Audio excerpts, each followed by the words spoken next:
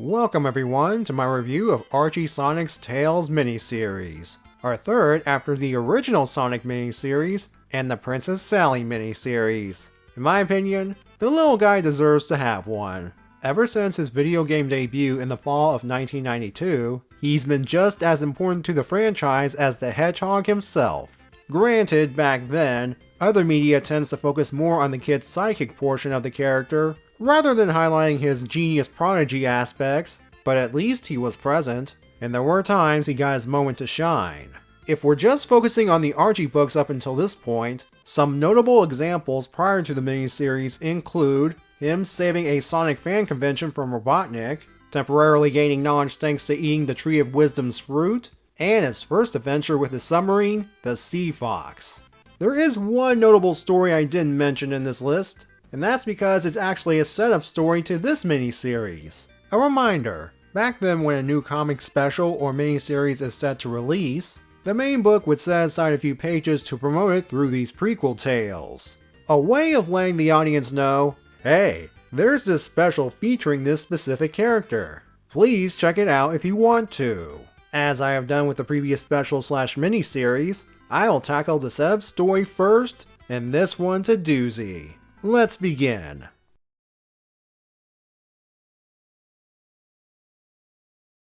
Growing Pains is a two-part backup story that can be found in issues 28 and 29. In fact, it follows up on the events from issue 28's main story, the second part of Sonic's Amnesia arc. Confused? Don't worry, I am too. Comics tend to do this sort of thing.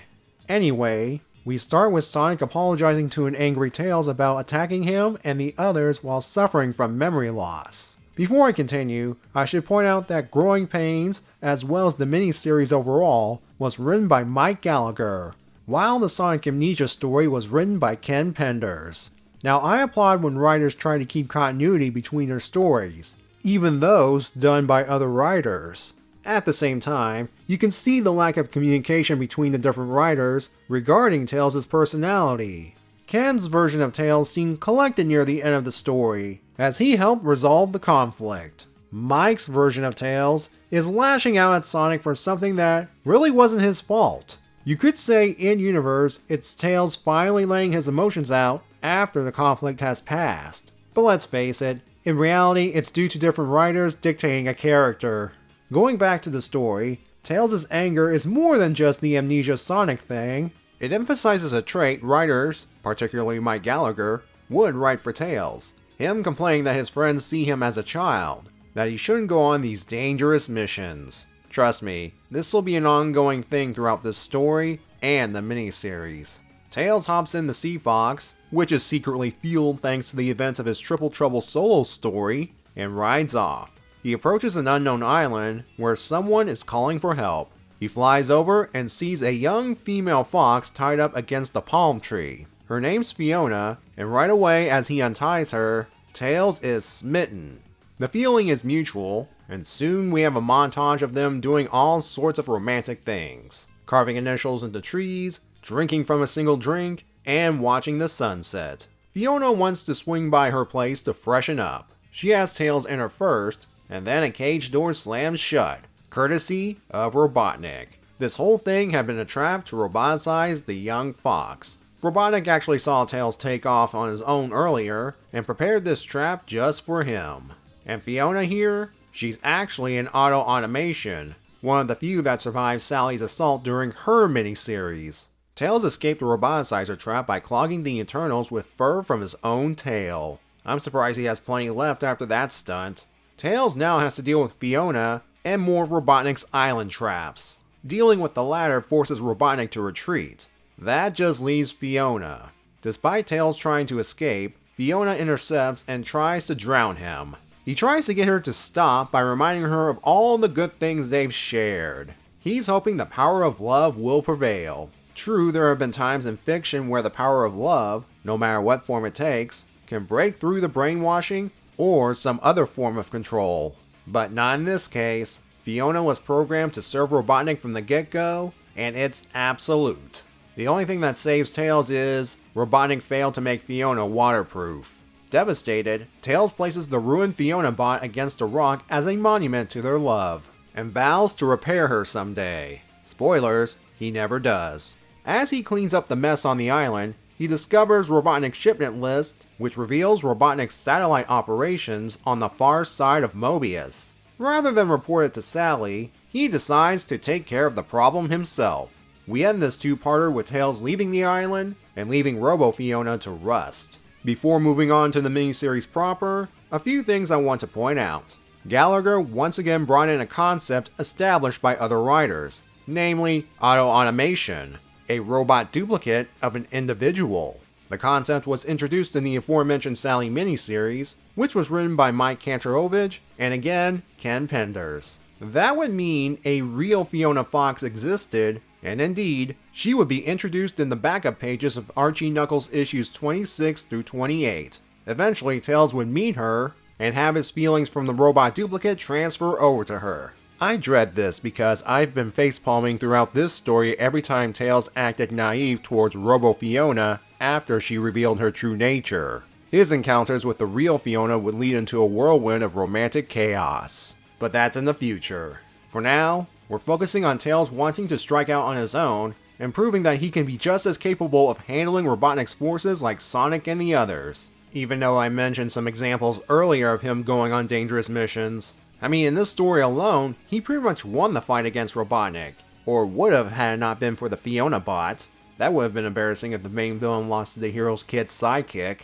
I will give Robotnik credit for his admittedly sick plan to get rid of Tails. Not only would it rid him of a potential threat, but a roboticized Tails would really mess with Sonic and the other freedom fighters. However, I blame him for the in-universe reason Tails became Fiona obsessed. Anyway, let's move on to the main event.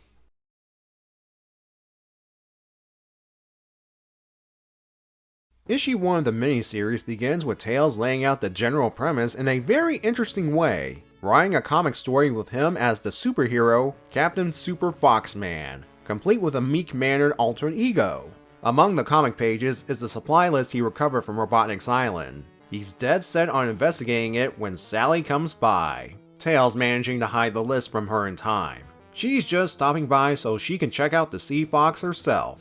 Her commenting on how she finds it amusing that Tails is pretending to drive the machine, and that she won't let him use it for real for safety reasons, only reinforces Tails' need to take on the global supply mission solo. As soon as Sally leaves, he takes off.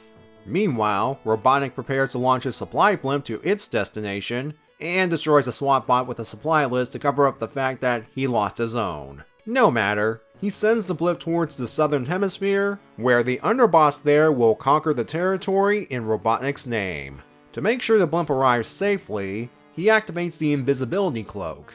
The only flaw though is that there is a gap underneath, but since it's traveling along the ocean floor, he's certain no one would spot it from there. Tails right away proves him wrong, though the fox admitted that he's looking for a boat, not an invisible blimp. He flies close enough to get a glimpse at its destination, the land down under. No, seriously, that's the name.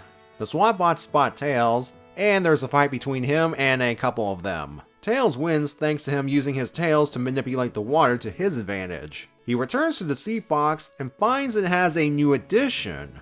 That addition being Octobot. Remember him from the Triple Trouble solo story? He wants payback for what Tails did to him last time, so he punches holes in the Sea Fox so that it'll sink and drags Tails underwater to drown him. Robotnik, who monitored the situation, is angry, but is ultimately relieved that his supply blimp is still intact. He briefly contacts the underboss, Crocbot, to let him know about its impending arrival. Crocbot sends a squad of robotic winged dingoes to make sure the blimp approaches safely. We then get this little revelation. Crocbot plans to use the supplies and the SWAT bots on board in a bid that would eventually have him take over Robotnik's empire. Going back to Tails, he wakes up on an island and is greeted by this manta ray named Ray. He explains that his team, the 40 Fathom Freedom Fighters, saw Octobot dragging Tails underwater and decided to intervene. They were able to rescue him and take Octobot out thanks to their MVP. Unfortunately, they found the wreckage of the Sea Fox, and it's not repairable at the moment. Tails wonders what he's going to do now that he's stuck on an island. Ray then reveals that he's not on an island, but on the aforementioned MVP, Fluke the Blue Whale. Tails, believing he can salvage his mission, asks Fluke to take him to Down Under, and Fluke is happy to oblige. It is along his migration route, and that's where part 1 ends. Part 2 begins with Tails recapping what happened last time, only through the lens of his comic persona, Captain Super Foxman. I'm surprised the paper's not wet. Tails, Fluke, and Ray arrive at Down Under, and the Fox thanks the two before flying inland. His approach did not go undetected. Crocbot picks him up and sends the robotic winged dingoes to intercept. Tails is confident he can take on the pack, but as he soon learns, he's bitten off more than he can chew. Or rather, a dingo bites one of his tails. It looks like he's done for, until he's rescued by the locals. Meet the Down Under Freedom Fighters: Guru Emu, Wombat Stew, Duckbill Platypus, Barbie Koala, and finally their leader, Walt Wallaby. As they tend to the wounded Tails, one of the dingoes snatches Wombat Stew. Barbie, Guru, and Bill pursue, while Walt takes Tails to the old man. The dingoes return to Crocbot with Wombat Stew, and Crocbot manages to fool Robotnik into believing Wombat Stew was the problem. Robotnik hands over control of the incoming blimp to Crocbot, and leaves him on his own as he currently has other matters to deal with. Crocbot correctly figures out that Wombat Stew's friends would rescue him, and monitors their approach, along with the now visible blimp. Walt rejoins his team, having pieced together what's happening thanks to Tails mentioning his mission in his sleep. So now the Down Under Freedom Fighters have to stop the blimp, in addition to rescuing their comrade. As for Tails, he was left in a place known as the Crater, his wounds dressed. He hears chanting in a nearby cave and discovers what appears to be statues of the ancient walkers. You know, the dinosaurs in tribal masks that also appeared in the Triple Trouble special? A shadowy figure appears, and based on the silhouette, Tails easily mistakes him for Knuckles. The figure, now visible, says he is not the guardian of the floating island, but he is related to him. As we'll find out later, he's actually Knuckles' great-grandfather. This elderly echidna, whose name is Athair, questions if Tails is some sort of chosen one, and that's where part 2 ends. Part 3 starts with the running gag of Tails recapping things via his Captain Super Foxman comic, before Thair tells him to put it away. He's got more important things to do, like go on a spiritual quest with the ancient walkers. Tails doesn't have time for this. There's still the matter of Robotnik's supply blimp to deal with. This leads to Athair to briefly rant about how long ago, his people were busy with stuff like advancing their own technology, and were so invested in such things, they barely noticed a comet coming towards them until it was almost too late. Of course, he's referring to events of the Knuckles short stories that were spread out through the comics around this time. We'll get to those another day. Anyway, time for that spiritual journey. The ancient walker statues come to life and begin explaining to Tails Mobius' early history and what his role is in the days to come. Basically, it boils down to Mobius having its own dinosaur era until one day the sky turned green and things went very bad.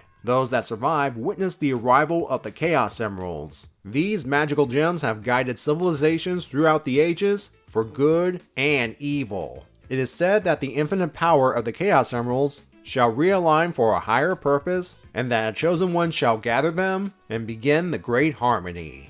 We soon learn that the ancient walkers were speaking through Tails about this prophecy. Tails tries to explain his experience to Athair, who just tells him how silly it is that 3 mere statues, as Tails noted earlier, spoke through him. Regardless, the fox's journey had a nice side effect of healing him. Good thing, as Barbie Koala falls into the crater. There is a reason for this. During Tails' vision quest, the Down Under Freedom Fighters launch their attack on Crocbot. The underboss initiates his counterattack by activating his CD-ROM RAM weapon. Like the animal it's based on, it starts headbutting the Down Under Freedom Fighters and launched Barbie all the way towards the crater and Tails. After a brief introduction, Barbie asks Tails for help. Oh, he will, he just needs to say goodbye to Athair. Only, he's vanished. No time to speculate, Tails and Barbie fly off to help the other Down Under Freedom Fighters, who are still battling the CD-ROM RAM. Walt eventually takes care of it thanks to a boomerang bomb he pulled from his pouch. At the same time, Crocbot is busy trying to carefully dock the blimp, but Tails and Barbie's arrival messed up the procedure, and the blimp pulls a Hindenburg.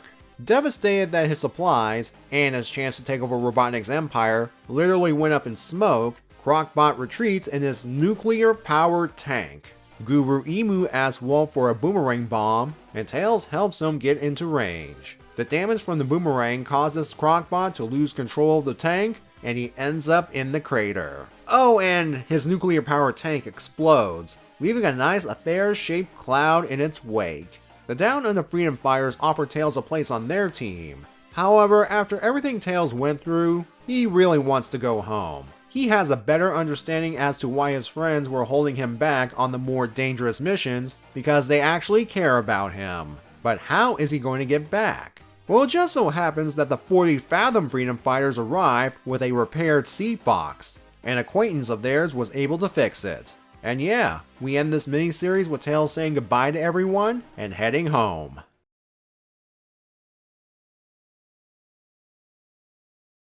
When you look at these covers, you're probably thinking, this is going to be an epic adventure with a dangerous villain instead of what we actually got. I spoke previously about the tonal shift the comic was going through around this time, transitioning from a goofy aesthetic to a more serious one. The concept is not just limited to the writing, the art's getting in on the action. These miniseries covers, done by Spaz, portray Tails and a bunch of the story's characters in an epic light. They even make Crocbot look intimidating, but then you look at the interiors and you see the Goofy Dave Manic art that usually accompanies the fourth wall breaking writing. That's kind of what I don't like about the Archie series at this point, this tug of war between the styles. I should probably stop before I go off on a tangent, but I have no doubt I'll bring this up again. The miniseries is what I said it would be in the beginning. Tails trying to prove he can handle the real dangerous stuff. However, for the first 2 issues, he ends up in situations where he's out of his league and had to be rescued by a freedom fighter team. Still, in the end, his mission was a success, and he learned why his friends kept holding him back. But as I said at the start, he has been on dangerous missions previously, and he handled himself well in those situations. I know I'm repeating myself that writers back then don't talk to one another or keep track of their own continuity, but I want you to understand the inconsistencies going on around this time. Which is funny considering that, like the Robo-Fiona story, Gallagher utilized continuity created by another writer. This time, Echidna lore, first developed by Ken Penders along with Mike Cantor-Ovich. But we all know Penders is all about the Echidnas. We're introduced to the Echidna shaman Aether, who will make future appearances throughout the Archie Sonic franchise. And we're also introduced to Tails' Chosen One plot, where he would one day cause the Great Harmony. This plot thread would be picked up by different writers, which would go down some truly bizarre paths, until it's eventually wrapped up during Ian Flynn's cleanup phase.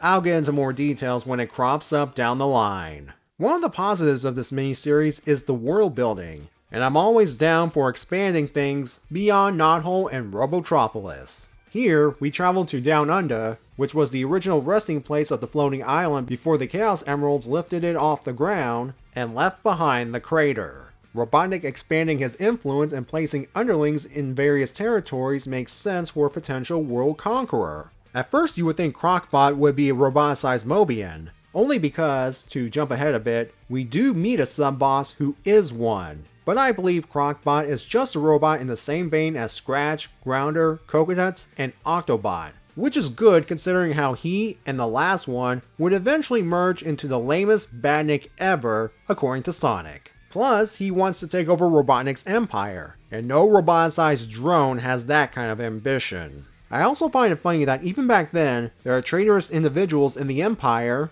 other than Snively of course, considering how later on, sub-bosses being potential backstabbers would be the norm in Eggman's empire. With Robotnik enforcers popping up all over the world, naturally resistance groups would rise up to fight back. And we got not one, but 2 new groups of freedom fighters, the animal species matching their particular regions. Though I find it odd that one group is made up of non-anthropomorphic sapient animals. At the same time, I'm not surprised due to the comic establishing the premise early on. While I am happy that there are other teams fighting back against Robotnik in general, these two teams only exist, in this miniseries at least, to bail Tails out of trouble. And besides some brief introductions, we barely get a glimpse of who they are as characters. And in the case of the Down Under Freedom Fighters, they invited Tails to join their team after barely interacting with him. Perhaps he made a good first impression in the fight against Crocbot. Luckily, the two teams will appear again.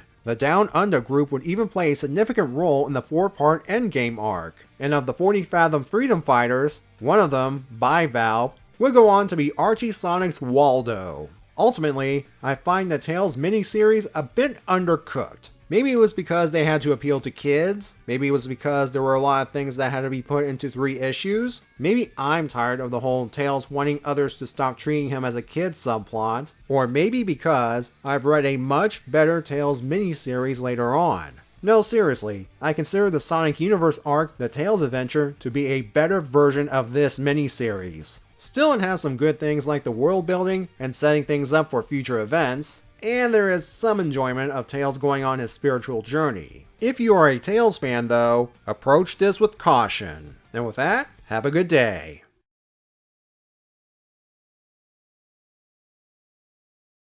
You know, with the way Tails keeps flashing his Captain Super Foxman comic, it's no wonder SBO would eventually find out about it.